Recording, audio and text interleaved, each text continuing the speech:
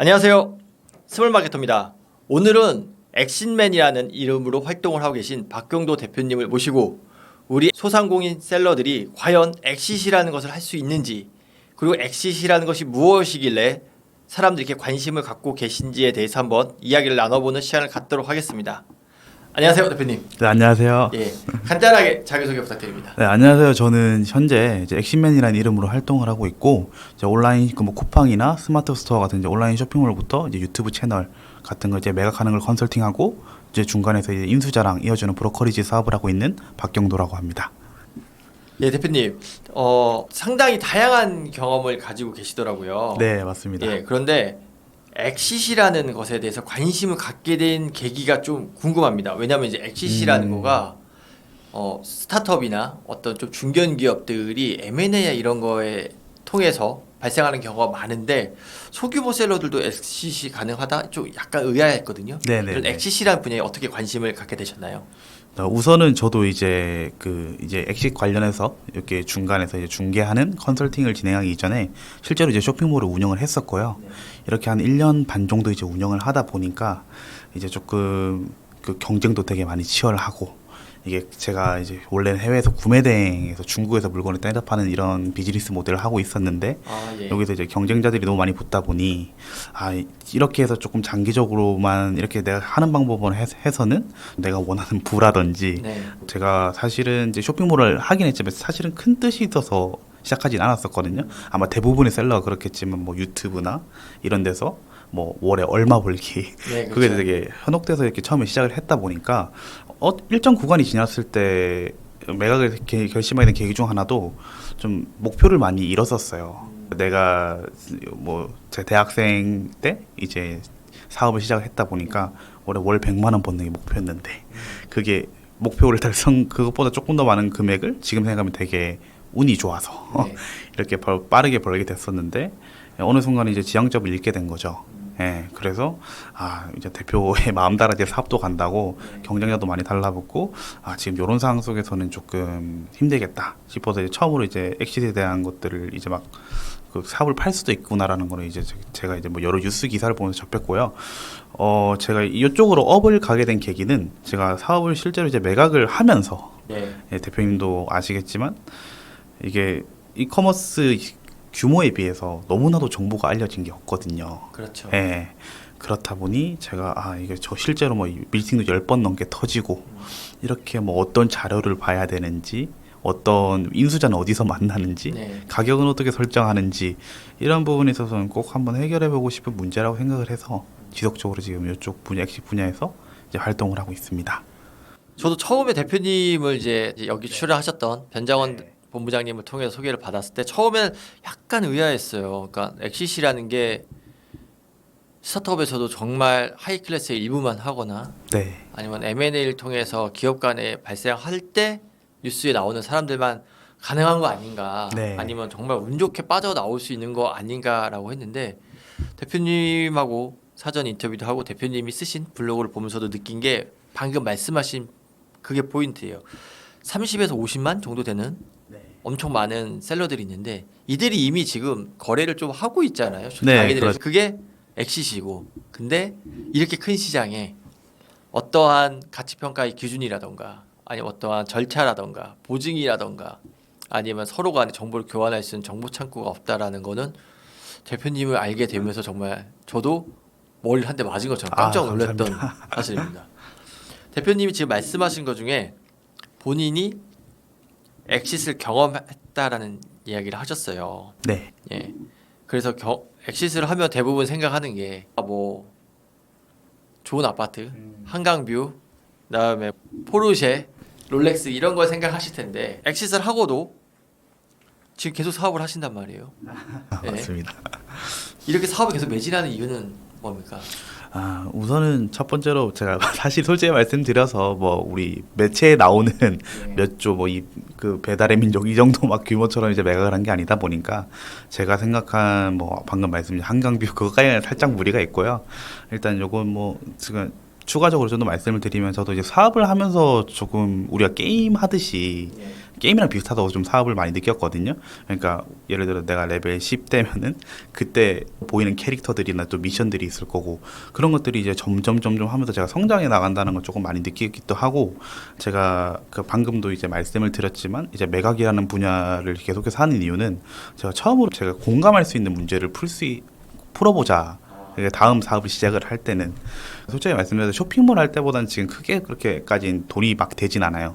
그 이유 중에 하나로 저도 또 생각을 하는 게 일단 사람들이 엑시트에 대한 개념이 뭐 제가 잘나서가 아니라 잘 생각을 못 하시고 있기 때문에 그에 대한 이제 수요가 아직까지 그만큼 올라오지 못했거든요.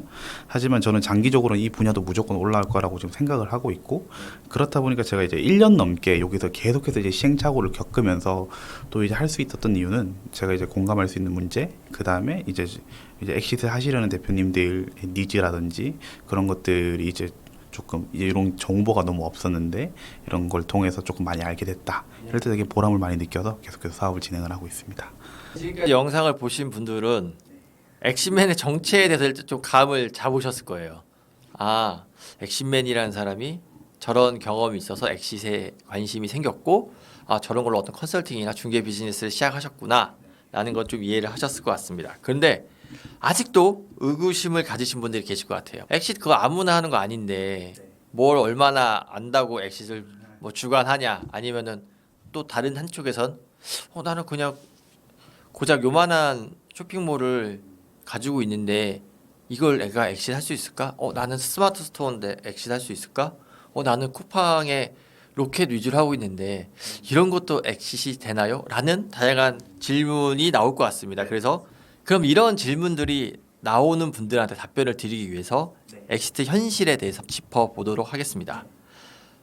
엑시트라는 것은 스타트업에서도 소수만 가능한 영역인데 SME도 가능하다. 네. 이게 사실인가요? 네, 일단은 먼저 확실하게 말씀드릴 수 있는 게 제가 매각을 하기도 했고 네. 실제로 제 고객도 매각을 시켰고 사실 엑시트 다 가능해요. 가능한데 이제 중고거래처럼 현재 진행을 하고 있거든요. 결론적으로만 말씀을 드리면은 셀러오션 같은 이제 네이버 카페라든지 네네. 사이트 프라이스라는 이런 도메인을 이렇게 주고 파는 그런 거래 사이트가 있거든요. 거기서 지금 제일 크게 두 개에서 거래가 많이 일어나고 있고 실제로 이제 한번 들어가 보시는 게 조금 더 빠를 거예요. 하루에도 이제 매물이 대표님도 사전에 보셨을 수도 있는데 몇십 개가 이렇게 올라오고 이제 거기서 이제 거래가 일어나는데 제가 왜 중고거래 같다고 말씀을 드렸냐면 우선은 다 계약서도 알아서 쓰고 미팅 일자도 알아서 진행을 하고 어떤 자료를 봐야 되는지 그러니까 일종의 기준이 없는 거죠. 우리 부동산 같은 경우는 어쨌든 뭐 부동산 중개업자라든지 이런 분들이 껴서 조금 이제 권리금 거래 같은 것도 뭐 주관을 하신다고 제가 이렇게 알고 있는데 일종의 지금 틀이 없다 보니까 모든 리스크를 인수자 그리고 양도자 둘 다 이렇게 지고 시작을 하는 그러한 시장입니다. 실제로 사기도 지금 정말 많이 일어나고 있고. 구조적으로 사기가 좀 많이 나올 수 있는 것 같아요. 쇼핑몰들이. 네, 하나 뭐 예시를 들어서 조금 설명을 드리면 저도 이제 이 일을 하다 보니까 그런 리스크들을 미리 방지하기 위해서 좀 많은 분들의 얘기를 들어봐야 된다는 생각을 했거든요.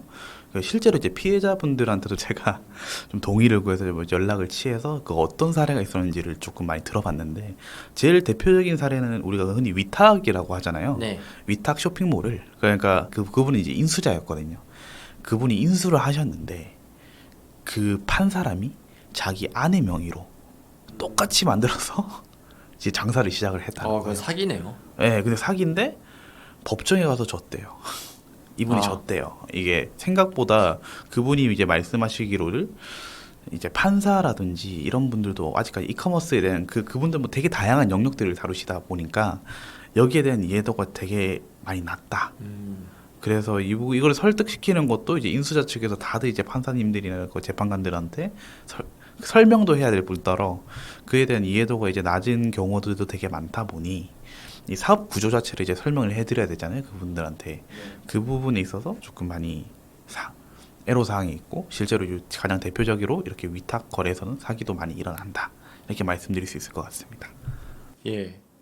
말씀하신 대로 제가 대표님의 인터뷰를 준비하면서 봤던 거와 셀러오션이었어요. 셀러오션의 사이트들이 스마트 스토어도 올라오고 자사물도 올라오고 다양한 형태로 올라오는데 이게 지금 소규모 셀러들의 엑시트라는 시장이 이미 네. 자연 태생적으로 좀 생성이 되고 있구나. 네. 예, 그리고 제가 걱정했던 것도 지금 말씀하셨던 것처럼 사기였어요. 만약에 내가 뭐 강남역에 초밥집을 낸다라고 하면 이거를 사고 파는 건 좀 쉽습니다. 계약 네. 영업권이라던가 그다음에 권리금이라던가 이런 것들이 나름 시장이 구축이 되어 있으니까 가치 평가가 되는데 네. 쇼핑몰은 좀 이거 힘들죠. 말씀하신 대로 뭐 여러 가지 뒤에도 물어보겠지만 사기의 우려가 가장 컸던 것 같아요. 시장이 좀 더 커진다고 조금 생각을 하는 게 뭐 들어보셨을 분들이지만 에그리게이터라는 모델이 있거든요. 그렇죠. 예. 예, 에그리게이터라는 모델이 어떤 거냐면 한마디로 이제 쉽게 말씀드리면 이제 그 돈이 조금 많은 이제 광고를 잘하는 그 태생이 광고 회사들에서 이제 소규모 브랜드들을 이제 본인들이 이제 광고를 잘 하니 이제 이거를 인수를 시켜서 이제 성장을 시키는 이런 모델이 이제 국내에도 많이 진행을 하고 있거든요. 이런 모델들이 들어오면서 조금 더 이제 가치 평가라든지 이런 기준들이 조금 더 명확해지고 있는 것 같아요. 아, 예. 이제 그 다음 질문 좀 넘어가서요. 네, 지금 이제 우리가 이야기한 엑시트는 메가 형태입니다. 사람들이 또 이렇게 생각할 수가 있어요.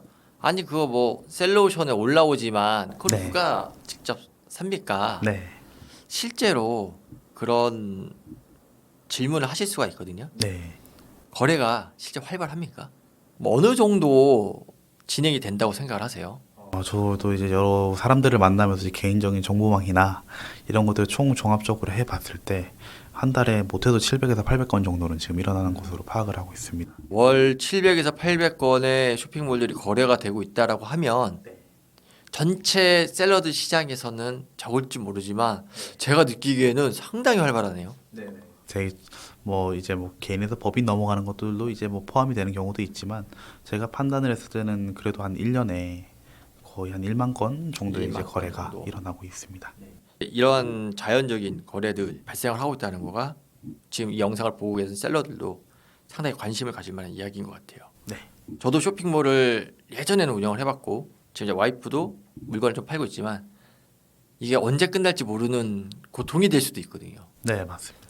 이게 분명히 점프를 해야 되는데 개인이 하기에는 점프를 못하는 벽이 분명히 생겨요. 네, 맞습니다. 더 많은 돈을 땡겨서 투자를 해야 된다거나 아니면 사업 규모를 넓혀야 되는데 사업 규모를 넓히면 인건비나 고정비가 들어가면 그때 분명히 좀 마이너스가 나오는 구간이 있거든요. 이거를 하기 싫거나 이 위험성이 너무 과하다고 생각해서 그냥 현상 유지를 하면서 가시는 분들도 되게 많거든요. 네, 맞습니다. 근데 그분들한테는 되게 희소식이 되겠네요. 네, 그리고 제가 개인적으로 많이 만나봤을 때 이제 이제 셀러이신 분들 이제 뭐 크게 뭐 매출 몇백억 하신 분들도 만나고 프리미엄 셀러 분들도 많이 날라왔는데 공통점이 다들 부동산으로 못 넘어가더라고요. 방금 말씀 주신 것처럼 돈이 늘 항상 묶여 있다 보니까 이게 영업이익률 자체가 그렇게 큰 산업은 아니거든요. 이커머스의 영역이 그렇죠. 결국 규모의 경제로 가야 되는 그런 영역인데 개인 셀러나 저쪽의 소규모 법인에서는 쉽지는 않은 구조다. 네, 이렇게 생각을 하고 있습니다. 그러면 이제 제 영상은 아마 팔고 네. 싶은 분들, 네. 나도 쇼핑몰 팔 수 있나 이런 희망을 가지신 분들이 많이 보고 계실 텐데, 그럼 과연 어떤 분들이 이런 쇼핑몰이나 커머스나 이런 것들을 구매하시려고 하시는지 인수자들의 유형이랑 이 사람들의 생각이 좀 궁금합니다. 네, 우선 저도 한 1년 반 넘게 이렇게 필드 위에서 활동을 하면서 정말 미팅을 많이 했거든요. 이렇게 했을 때 크게 한 세 가지 정도로 저는 좀 분류를 할 수 있었던 것 같아요. 우선은 첫 번째는 이제 직장인인데 직장인? 이제 퇴직하시는 직장인 분들이 생각보다 이제 미팅을 많이 나오세요. 저도 이제 조금 생각을 했던 게 이야기도 많이 나누어 보고 했던 게 그 예전에 우리 우스갯소리 그런 말이 있었잖아요. 예전에는 그 퇴사하고 치킨집 차린다. 치킨집. 네. 그게 사실 이제 요즘 이제 유튜버 분들이나 많이 이제 쇼핑몰로 성공한 것들이 이제 유튜브 상에서 많이 알려지게 되면서 점점 이제 나는 퇴사하고 쇼핑몰 한다 이러한 느낌으로 많이 이제 인수를 하시려는 분도 되게 많고요. 그러니까 이거 굳이 오프라인이 아니라 이제 온라인으로 조금 오시는 이유는 크게 한 두세 가지 정도가 있는데 첫 번째는 오프라인 좀 욕심이 있으신 분들이 많거든요. 네. 욕심이 있다는 게 어떤 거냐면 온라인 사업이 오프라인 사업과 비교했을 때는 일단은 좀 상방이 뚫려 있으니까 그 부분에서 조금 오시는 분들이 되게 있고 일단 굳이 또 인수를 하시는 이유는 이제 돌아가는 사업체다 보니까 이거를 했을 때 이제 물건은 이제 바로 다음 날도 이제 기존에 팔리고 있던 쇼핑몰은 다음 날도 팔리잖아요. 네.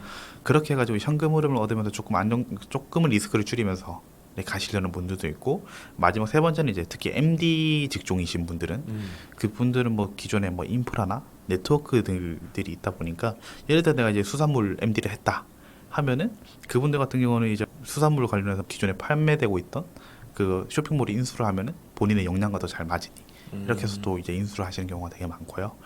두 번째 인수자 유형은 잠시만요. 네. 정리라고 넘어가면은 네, 직장인들 같은 경우에는 이제 제2의 창업, 네, 맞습니다. 제2의 창업을 위해서 인수를 하거나 아니면은 본인 어떤 시간과 아니면 기존의 경력을 살릴 수 있는 포인트를 잡아서 네, 인수할 만한 물건을 찾는다. 네, 라는 맞습니다. 말씀이고. 두 번째는 이제 어떤 유형이 있을까요? 아, 두 번째 유형은 저도 다른 산업 유형, 다른 산업에서 이제 쇼핑몰을 인수하는 경우인데, 저는 제일 신기했던 게 이제 부동산 업체들에서 생각보다 이제 쇼핑몰들을 음.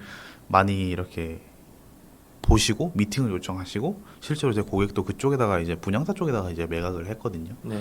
그리고 저도 그래서 이제 너무 궁금한 거죠. 아니 왜 부동산에서 이거를 굳이 쇼핑몰을 하시냐 하고 이제 대표님한테 조금 여쭤보니까 되게 신기한 답변을 받았는데, 거기 대표님이 이제 부동산 경기가 사실 확 올라갔다가 살짝 이제 좀 꼬꾸라질 때가 있었잖아요. 그렇게 했는데 이제 현금으로 한 2, 3억 정도는 내가 투자할 그게 있다. 근데 이거를 부동산에 투자할 수는 없다. 그런데 일이 없으니까 또 한국 노동 구조상 회고가 되게 쉽지 않다 보니까 그렇죠. 그냥 직원들이 논다. 직원들이 예, 이 업무가 없다 보니, 그렇다고 또 돈은 늘 이제 그 가만히만 두면은 어쨌든 계속해서 이제 가치가 하락하기 때문에, 네. 그래서 쇼핑몰에 대한 이해도가 있어서 예전에 뭐 해보셨던지 뭐 관련 업계에 있는 사람들 아시는 분들은 이거를 인수를 해서 이제 현금 흐름을 뽑아내고 이제 조금 이제 그걸 직원들도 업무를 시키면서 진행을 하다가 다시 이제 부동산 이 화랑기가 오면 재매각을 하고 들어간다. 이런 생각으로 오시는 분들이 있고요. 또 이제 커머스 자체가 이제 매출이 많이 잡히는 산업이잖아요. 그렇죠. 많이 잡히죠. 네, 매출이 많이 잡히니까 이거 쇼핑몰을 인수를 해서 이제 재무적인 목적이죠. 과정인 대출을 받기 위한 그러한 목적으로 인수를 하시는 분들도 있고요. 예. 그리고 세 번째 유형은 세 번째 용은 뭐 제일 뭐 기존에 하시던 분들, 제일 나일산 인수자라고 제가 좀 판단을 하시는데, 그분들이 이제 좀 많은 분들도 궁금해하세요. 아, 굳이 왜 사냐?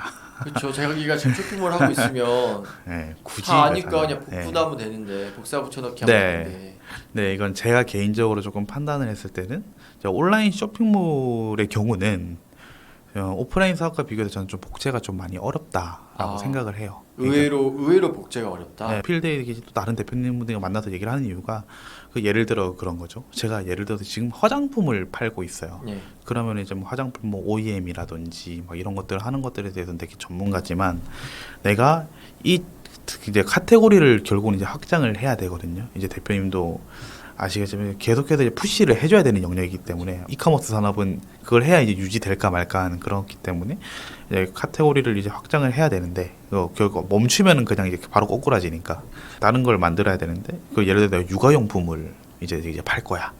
판다고 했을 때 이제 마케팅 채널이라 이런 것들도 다 다르거든요. 뭐 기존에 뭐 이제 내가 화장품을 팔 때는 그에 맞는 뭐 온라인 카페들이 있을 거고, 근데 거기서 내가 육아용품을 이걸 판매를 했을 때 그게 폭발적인, 내가 기존에 했던 것처럼 폭발적인 성장을 이뤄낼 수 있을까? 그 공식이 성립 안 할 가능성이 되게 높기 때문에, 그래서 이제 여기까지 새로 만드는 게 복사 붙여내니까 되게 어렵다. 대표들의 입장에서는 시간이 되게 중요하거든요. 그 시간을 돈을 네. 주고 사는 거네요. 네, 다시 내가 이제 영업처 거래처 뚫고 마케팅 채널 공부하고 이 상품이 팔릴까 말까에 대해서 고민을 하는 것보다는 이제 사업을 하면서 일종의 그런 노하우들까지 싹 다 인수를 하는 거죠. 기존의 거래처들과의 관계, 영업권, 기타 노하우들, 뭐 마케팅을 할 때 어디를 해야 되는지, 그런 것들을 일종의 이제 부동산 권리금이랑 똑같다고 생각을 하시면 돼요. 이렇게 해서 싹 인수를 해서 거기 들어가는 내가 목표라는 매출로 가기까지, 매출이 될 수도 있고 영업이익이 될 수도 있지만 거기까지 가는 시간을 아낀다, 이렇게 생각하시면 될 것 같습니다. 세 번째 네, 포인트로 저도 엑시트를 네. 했었는데 그때 PT 갔을 때 뭐라고 그랬냐면 네, 그 회사가 이제 대한민국에서 가장 큰 교육 대기업이었어요. 네네. 거기 이제 회장님 앞에서 PT를 하는데 뭐라 했냐면 당신들이 하면 더 잘하겠지만 2년이 걸리고 우리를 인수하면 다음 달부터 할 수 있습니다. 2년이라는 시간을 사십시오라는 식으로 제가 프레젠테이션을 마무리했던 걸로 기억을 해요. 아, 네. 그래가지고 결국에는 성공하고 나왔습니다. 축하드립니다. 예. 결국은 근데 대표님 말씀하신 게 다 맞는 것 같은 게 인수하시려는 분들 보면 다들 이제 시간에 대한 개념을 많이 말씀해 주세요. 예, 결국엔 돈은 있는데 시간은 내가 어떻게 만들어내지 못하잖아요. 그러니까 어떻게 보면 소상공인들도 엑시트가 충분히 가능한 네. 그리고 지금 활발하게 진행이 되고 있고 또한 이제 인수자들의 유형도 이렇게 알았어요. 네. 진짜 엑시트 현실에 대해서 저희가 파악을 한 것 같은데 이제는 대표님이 그동안 쌓았던 노하우를 제가 좀 네. 이제 인터뷰로 뽑아내도록 하겠습니다.